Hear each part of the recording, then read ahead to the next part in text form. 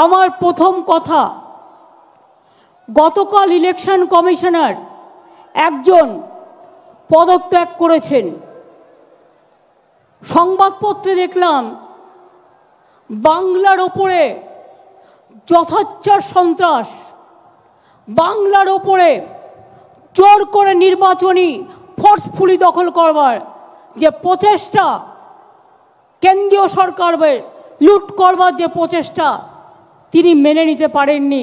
তাকে আমরা মিটিং থেকে স্যালুট জানাই এবং মনে রাখবেন, প্রমাণিত হয়ে গেছে ইলেকশনের নামে কলঙ্ক। কেন্দ্রীয় সরকারের ভোট এরা, আর কেন্দ্রীয় সরকারই ভোট পরিচালনা করছে। কখনো দেখেছেন? নিজের ল্যাজ নিজেই কাটছে। যে গাছের ডালে বসে আছে সেই গাছের ডালই কাটছে। গ্যারেন্টি কিসের গ্যারেন্টি? যে গ্যারেন্টির কোনো মূল্য নেই। 4 বছরে গ্যাসের দাম বেড়েছে কত?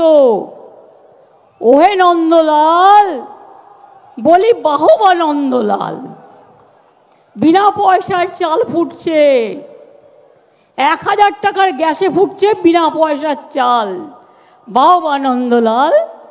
নির্বাচন আসলে 100 টাকা কমবে, আর নির্বাচন চলে গেলে 1000 টাকা বাড়বে। মনে রাখবেন, কেউ বলছে 2000 বাড়বে।